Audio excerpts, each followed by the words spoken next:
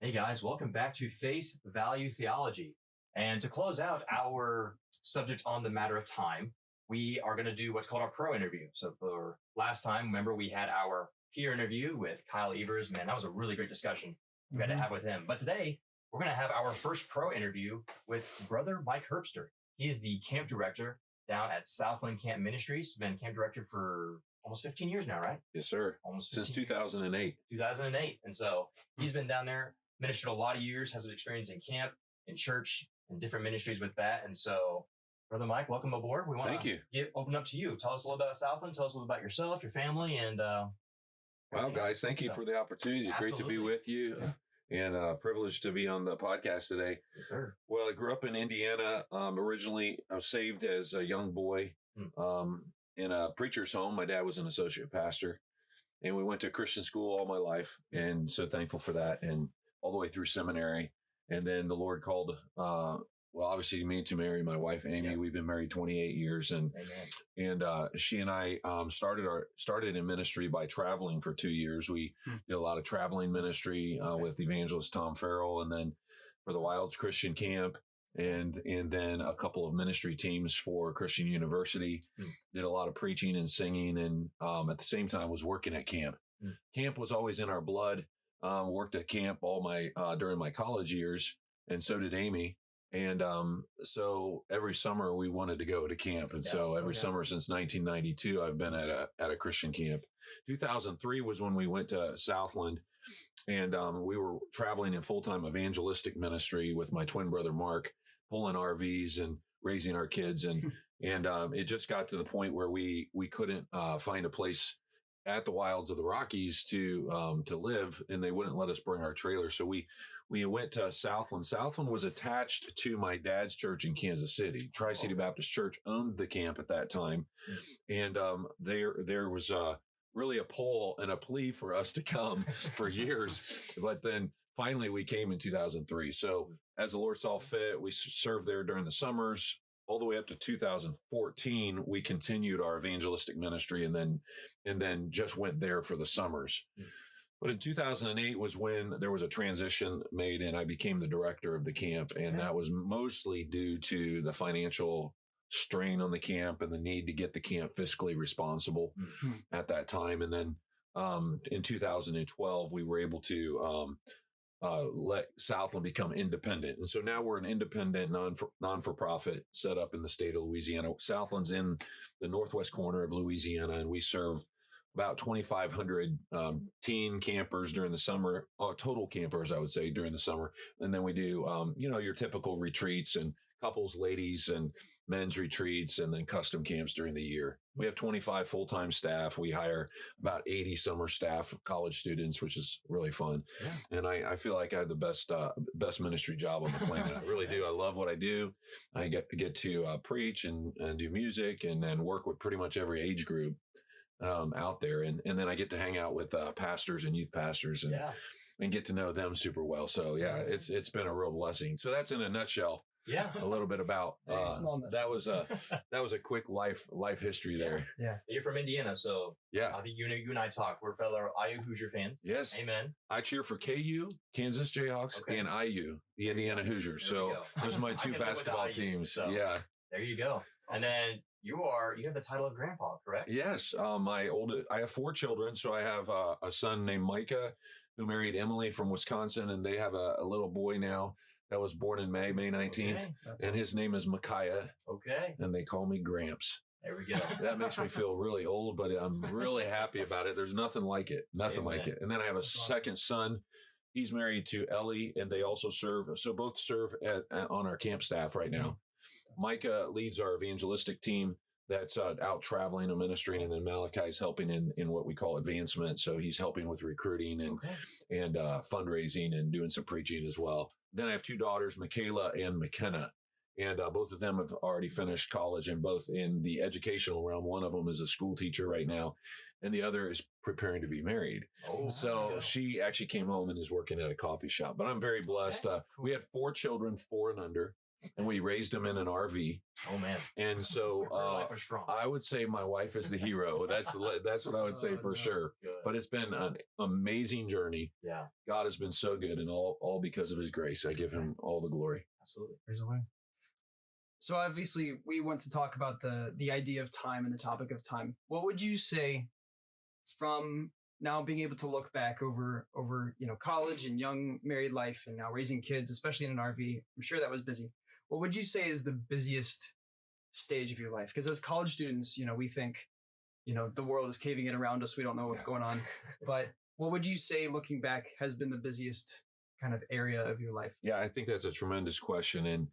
And busyness is all subjective, of course. Everybody thinks they're busy, right? Yeah, exactly. So it's a reality. And in a lot of ways, how their life has structured and where they are in their life, it's very possible they're feeling the stress. Mm-hmm. And whether you're busy or not is built upon how stressed you feel you are, how many pressures are coming your way, what responsibilities you're handling. To me, if you were to ask me that, and just in my own experience, I would say when the pressures of responsibilities are the greatest, is when the busyness really sets in. And for me, like when looking back now, of course, when I was in college, I thought that was the busiest season. How could it get any busier? Sure. But you think about how your responsibilities just grow when you get married, and then you have children, and then you're in the thick of rearing children while you're running a ministry, and you're seeking to involve yourself in a growing ministry. And for me, I think probably where I felt the busiest was when I first went to Southland, because the kids were still in an age that they were all at home. We were home educating them, and the responsibilities with the kids were real intense and ought to be. Yeah. And then I was taking on a new ministry. At the same time, I was still participating in the evangelistic ministry. So from 2008 all the way to 2014, I was still active in the evangelistic ministry with my twin brother, Mark, but I was taking on the full directorship of Southland Christian Ministries. At that time, it was called Southland Christian Camp, to try to get it up and running. And so I was recruiting, and I was promoting, and I was marketing, and I was, all the relationship building. Along with that, still trying to stay very active and engaged in the evangelistic ministry as well. And so I would definitely say, as that would be what I would say, looking back, was the busiest time of my life, even though I would, you want to stay busy. Yeah. Mm-hmm. And I would say that too, is like, to be busy is a good thing. Mm-hmm. And I would say encourage you to never look for ways to not be busy, because we should be working to work for the Lord and to serve with all of our energy, do it with all of our might. Is, of course, those are biblical principles. But responsibilities dictate the stress. Yeah, absolutely. And I think that's what I've seen. Mm-hmm. So get ready, handle responsibilities now well. Will carry over. I think it will have a ripple effect into handling responsibilities later well. And typically, if you do that well when you're in college and when you're single, then it flows into, okay, you just have another responsibility. When you get married, that's a huge responsibility, right? Yeah, absolutely. So, and then as things are added, that's kind of how I would answer that question. Yeah. But then, Mike, you talk about responsibilities, and throughout your life, you've seen those responsibilities change. Again, from being a college student, then being a husband, then being a dad, now being granddad, and you're going through all those different stages, and you have those different responsibilities. For us as Christians, over time, those responsibilities change. And from your point of view, based on your experience, how do you think Christians as a whole, believers our age, believers your age, how do you think they have perhaps viewed those responsibilities in relation to time? How have you seen over time they've managed their time differently in relation to those responsibilities? Have you seen it change? Has it stayed pretty consistent for Christians? What do you think? Well, I do think that the effects of the culture are affecting everybody. Mm-hmm. And some of the effects of the culture have helped. If you look at technology, for instance, I think technology has been a thing that has both been advantageous to time management, and it's also been in a adverse way to time management. Yeah. And because technology is everywhere, and like go back to my college years, we didn't have technology. We had very, very little technology. Like it was rare for this dates me a little bit, but it was rare even in my day for a student to have their own computer. Wow. Okay. Like I was still sometimes paying people to type the guy on the hall that had the computer, the rich guy on the hall that had the computer, I would pay him to type my Really?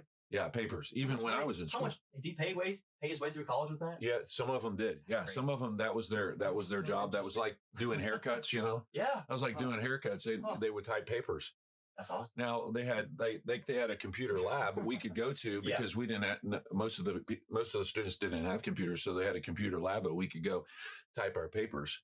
I mean, so you think about how technology now is very advantageous if you use it properly. Yes, sir. For growing time management and for organization.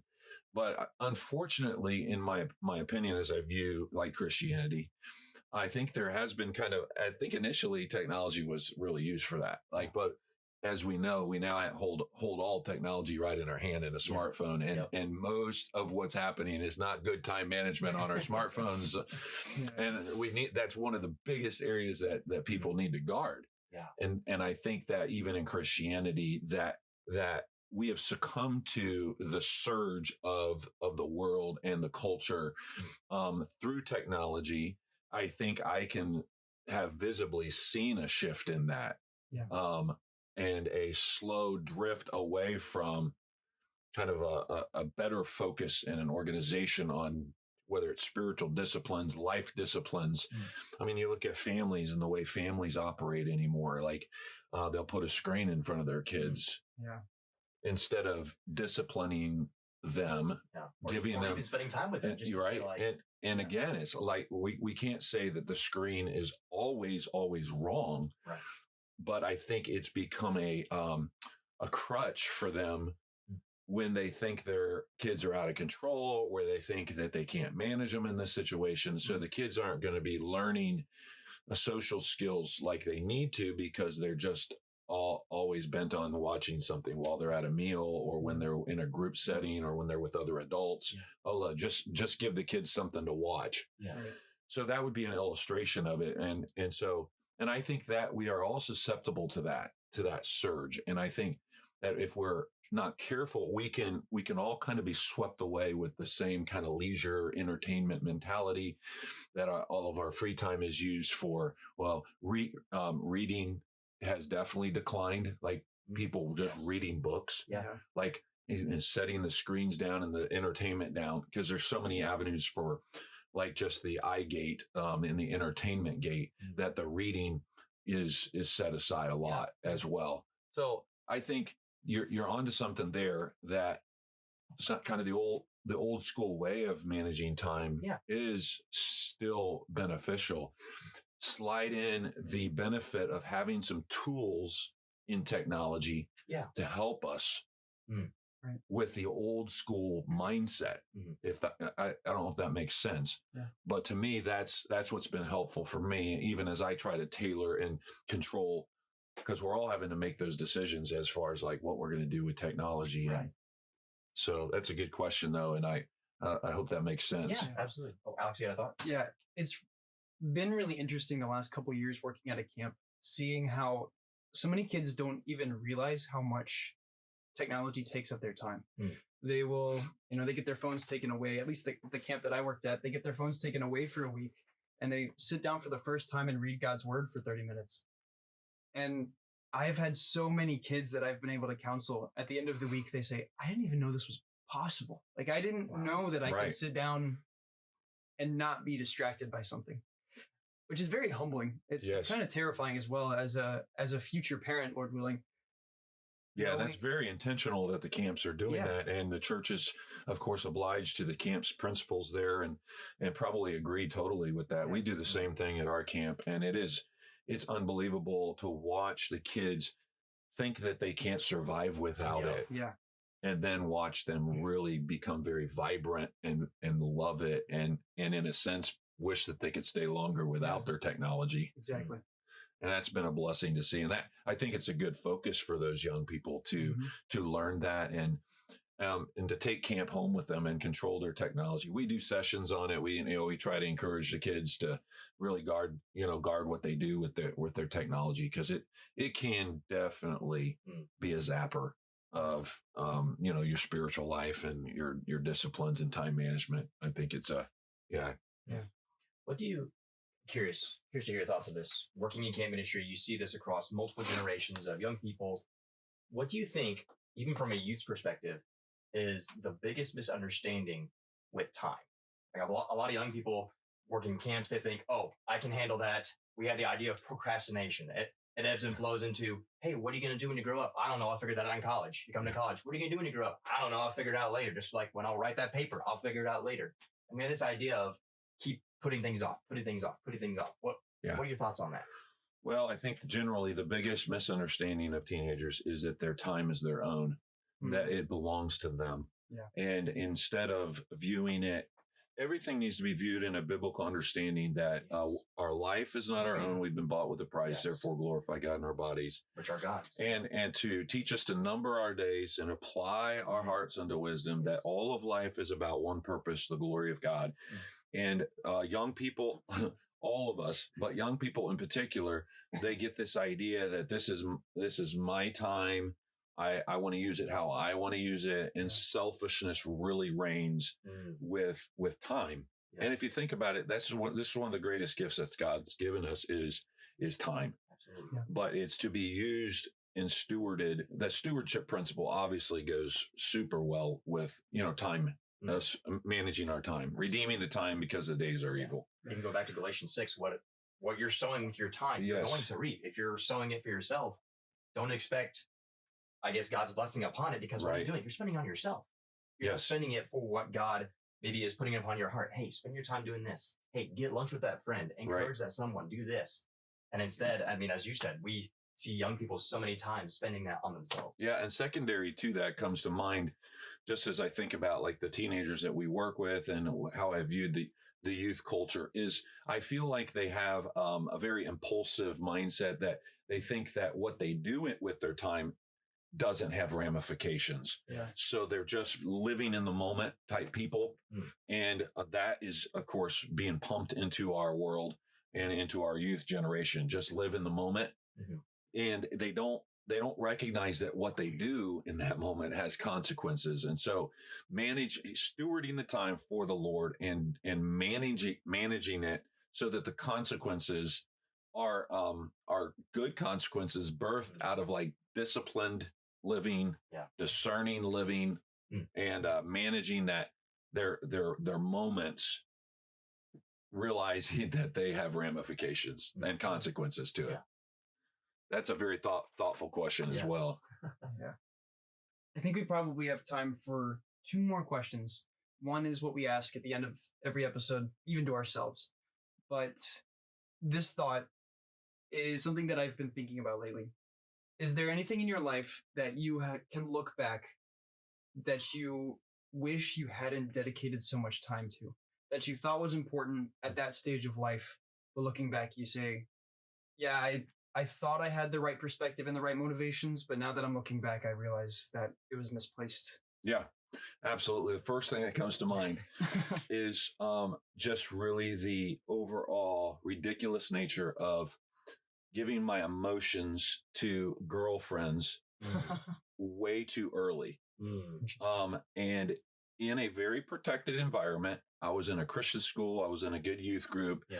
I don't have regrets as far as what I did in those relationships activity wise, but emotionally, it was just kind of ridiculous. Yeah. And it's something that we changed actually from what my parents even allowed us to do. We changed later. So I look back at that. I wasted a lot of energy, a lot of time on a relationship that really shouldn't have been an important relationship. I think those should be kept as just friendship relationships. Keep it broad, stay in a group, and not invest a lot of energy in when you're not ready to be married. Yeah. I think the focus of my time towards a girl should have been should have been in my dating years in college when I'm really ready to pursue somebody. So that's the first thing and immediate thing that comes to mind for kind of a time waster for me. Sure.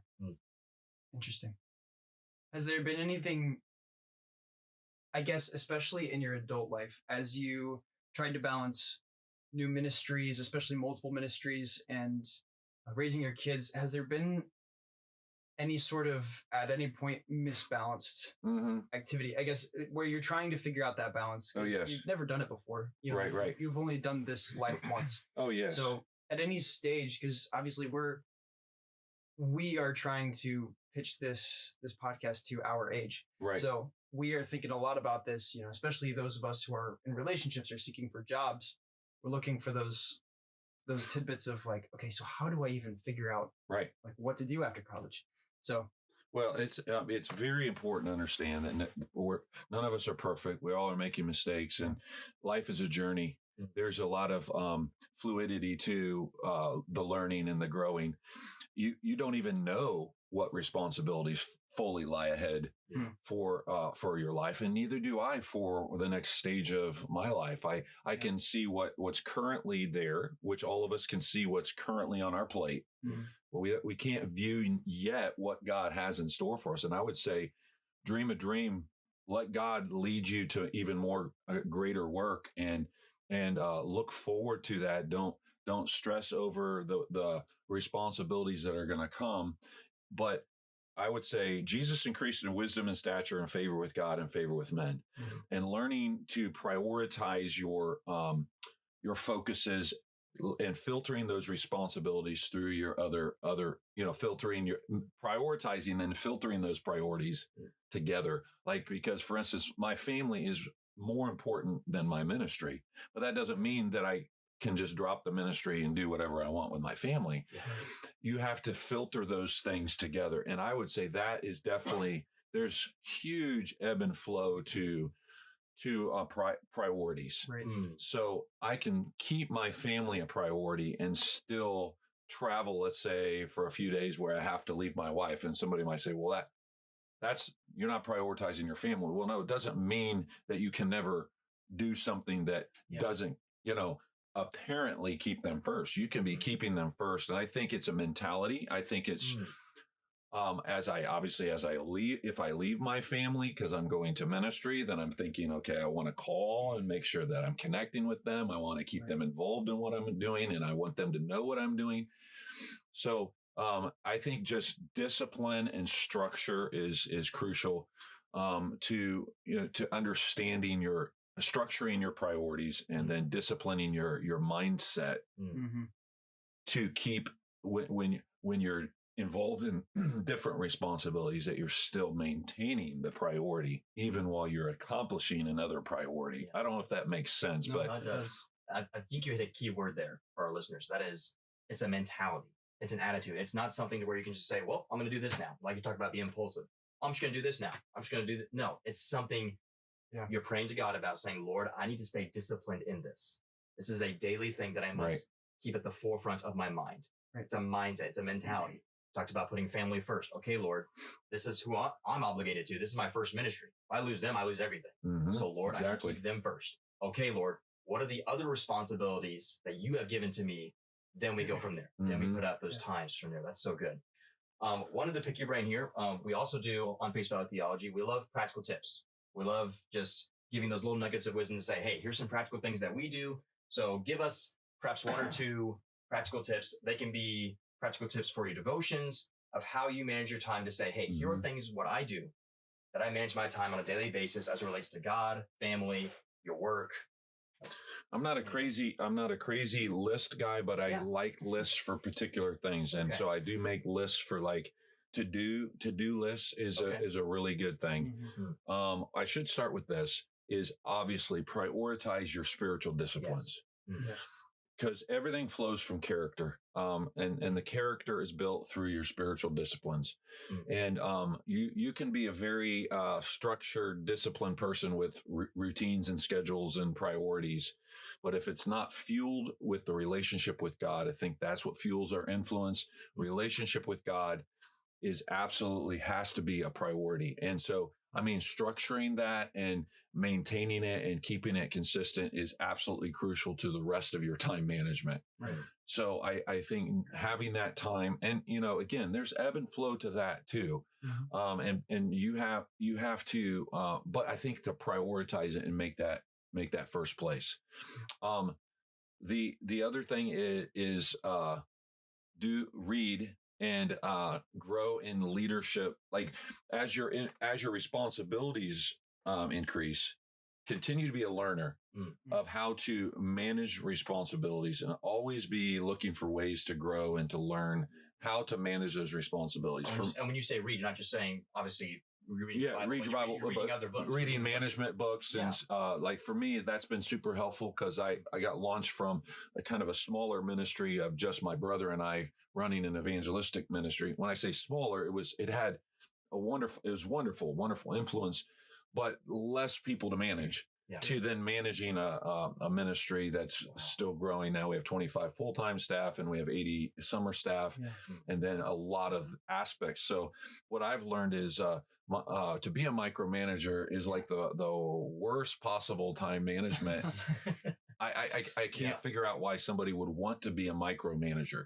I mean, you ought to care about what's going on, but you ought to release the things to other leaders. So one of the greatest things that I just learned is just not being a micromanager, because that's really a time zapper, like completely, and it's really the worst thing you can do for when you're leading somebody else, is to micromanage them. But hopefully those can be a couple.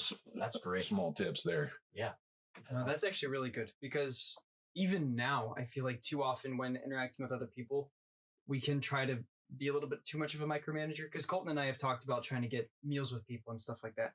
So even trying to be more of a servant rather than, I don't know if this is a fully formed thought, trying to be a servant and loving them, instead of trying to be super intentional about, I don't even know how to say this, to be honest with you.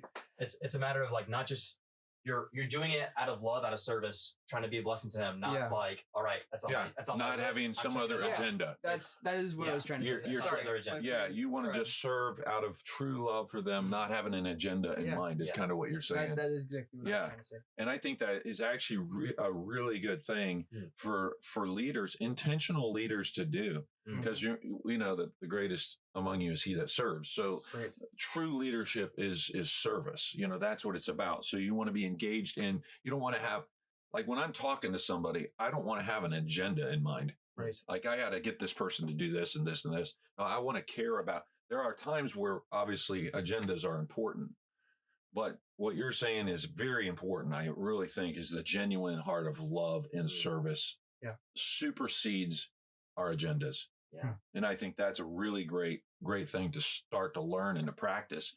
And that truly is just fueled by our just love of God and our love of others, which is the two greatest commandments, right? Yeah, absolutely. That's good. So to boil this all down, I would say my biggest takeaway from this is, you said busyness is relative, and especially busyness comes with the weight of responsibilities. So right now, regardless of the stage we're in, we can realize that the weight of responsibility is probably going to be greater at some point in the future. And at least we can expect that, especially as we grow in Christ. He's going to be able to trust us to rely on him more as he gives us more and more responsibility. So now, regardless of the stage, Colton's married and I'm a senior in college, kind of taking those steps into future life. I still need to be intentional in the weight of responsibility I have now, because if I get too focused on, okay, I need to, build my resume and cover letter for the job I'm pursuing next summer. I'm, in a relationship right now that is growing and thriving, and I'm pursuing future steps with that. If I'm also missing the opportunities to have conversations and to serve and to love the people that the Lord has given me now, then I'm missing the point. And I'm going to create a pattern for myself of not being intentional with the opportunities God has given me now. Right. And I feel like that is kind of the essence of managing time, is being intentional where the Lord has given you now, while also balancing preparing for the future. Yeah. And that's really good. And remember, pressure creates diamonds. Yeah. So don't run from the pressure.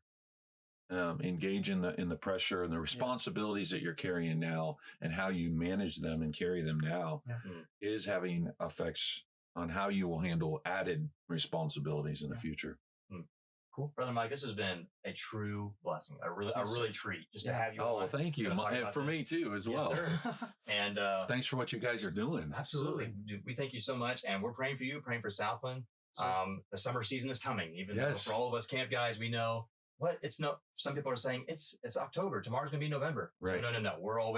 We're always thinking about the next summer. And if there's any students out there listening or young person listening that would like to serve at camp, southlandcamp.org under opportunities, there's an application there. Yes, we have a great time serving the Lord together. And we'll put your information. We'll get that link in the description. Yeah. Thank you guys. Podcast, so we get that. But to our listeners, thank you all so much. We'll see you next time on Face Value Theology.